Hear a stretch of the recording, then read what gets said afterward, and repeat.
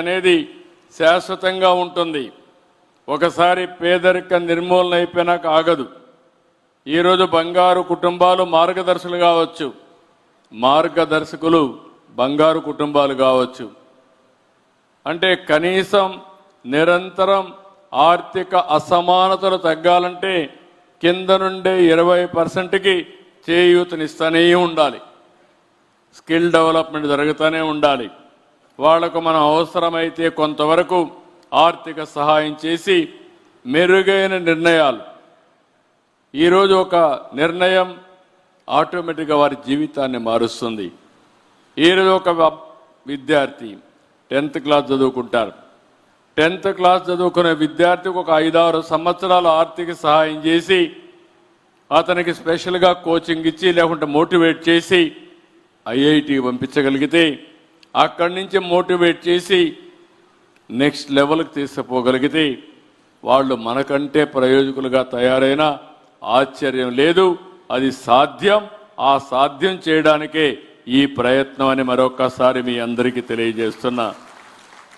అందుకే ఈ model Andhra Pradesh empowerment model ఒక న్యూ మోడల్ కావాలి, ప్రపంచానికి ఆదర్శం కావాలి. ఈరోజు మనం చేసే ఏ పనైనా సరే మంచి కానీ చెడు కానీ ఒక మోడల్ కింద తయారవుతాయి. అలాంటివి మనం మంచి చేసి మధ్యలో వదిలిపెడితే ఫలితాలు రావు. మంచిని కూడా లాజికల్గా తీసుకెళ్ళగలిగితే దానివల్ల ఫలితాలు వస్తాయి. అది ఒక చరిత్ర క్రియేట్ అవుతుంది. దానికి మీరందరూ కూడా ముందుకు రావాల్సి కోరుతూ మరొక్కసారి ఎవరైతే ఈ సంవత్సరం ఈ పవిత్రమైన సేవా కార్యక్రమంలో భాగస్వాములయ్యారో, P4ని అడాప్ట్ చేసుకున్నారో వారందరినీ ప్రభుత్వం తరపున మనస్ఫూర్తిగా ధన్యవాదాలు, కృతజ్ఞతలు. మళ్ళీ ఒకసారి ప్రభుత్వం తరపున కోరుతున్నా, మిమ్మల్ని అందరికీ అప్పీల్ చేస్తున్నా, సంవత్సరం కంటే ముందు రాష్ట్ర ప్రభుత్వం, నేను, పవన్ కళ్యాణ్, బీజేపీ అందరం కలిసి ఎన్డీఏ కలిసి ప్రారంభించాం. ఆ ప్రారంభం శుభ ప్రారంభంగా మారింది. ఈ సంవత్సరం చాలా అనుభవాలు వచ్చాయి. ఈరోజు కొంతమంది అయితే మార్గదర్శులు బంగారు మిత్ర కూడా పెట్టుకున్నారు. వీళ్ళల్లోనే ఒక బంగారు మిత్ర పెట్టుకుని వాళ్లే కోఆర్డినేట్ చేసేట్టుగా వాళ్ళకి ఎప్పటికప్పుడు కింది వరకు వాళ్ళల్లో ఉండి మోటివేట్ చేయడానికి కూడా ఉపయోగించారు. అదే ఇంకొంతమంది సెల్ఫ్ హెల్ప్ గ్రూపుల్లో బంగారు మిత్రం తీసుకున్నారు, డాక్రా సంఘం నుంచి తీసుకున్నారు. వాళ్ళు దగ్గరుండి చెప్పినప్పుడు వాళ్ళల్లో కూడా మార్పు వస్తూ ఉంది. అంటే ఈ మోడల్కి రిస్ట్రిక్షన్స్ లేవు.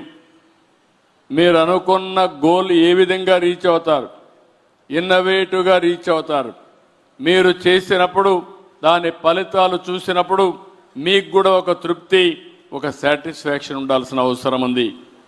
అదే నిజమైనటువంటి ప్రోగ్రాం యొక్క విలువ అని చెప్పి కూడా నేను మీకు తెలియజేస్తున్నా. దీనికి కావాల్సినట్టు మేము అన్నీ కూడా చూస్తాం. ఇప్పుడు మీరు ఇచ్చిన అనుభవాలన్నీ ఉన్నాయి. అనుభవాలన్నీ తీసుకొని కొన్ని బెస్ట్ ప్రాక్టీసెస్ జిల్లాలో వేస్తాం, రాష్ట్రంలో వేస్తాం, కాన్స్టిట్యున్సీలో వేస్తాం. అవన్నీ మోడల్గా సర్క్యులేట్ చేసి నెక్స్ట్ ఇయర్కి ఏ విధంగా చేయాలనో ఒక SOP కూడా అందరికీ సర్క్యులేట్ చేస్తాం. అల్టిమేట్గా నా ఉద్దేశం ఒకటే, దగ్గర 21 లక్షల కుటుంబాలు, బంగారు కుటుంబాలకు అర్హత ఉండే కుటుంబాలు ఉన్నాయి. ఇప్పటికి 10,90,000 మాత్రం అడాప్ట్ చేశాం. ఇక డబ్బుల విషయం కాదు. గవర్నమెంట్ అనుకుంటే 10 రూపాయలు ఇచ్చేయచ్చు, ఒకసారితో అయిపోతుంది. కానీ సమస్య మొదట్లోనే ఉంటుంది. అట్లా కాకుండా మీరు చేసే పనికి గవర్నమెంట్ ఏమైనా సహకారం చేయాలంటే అవి కూడా చెప్పండి. ఇప్పుడు వారు అడిగారు, ఆ విలేజ్లో ఇండ్లు కడతా ఉంటే హౌస్ సైట్ కావాలంటే ఇచ్చాం, నీళ్లు కావాలంటే ఇండ్లకు నీళ్లు ఇచ్చాం, కరెంటు కావాలంటే కరెంటు ఇచ్చాం. అంటే ప్రభుత్వం ప్రైవేట్ పీపుల్స్ పార్ట్నర్షిప్ అనేది ఇది నిజమైన పార్ట్నర్షిప్. దీనికి మీరందరూ కూడా పూర్తిగా సహకరించవలసిందిగా మరొక్కసారి మనస్ఫూర్తిగా కోరుతూ మళ్ళీ మధ్యలో అనునిత్యం రివ్యూ చేసుకుంటాం. నేను ప్రతి నెల రివ్యూ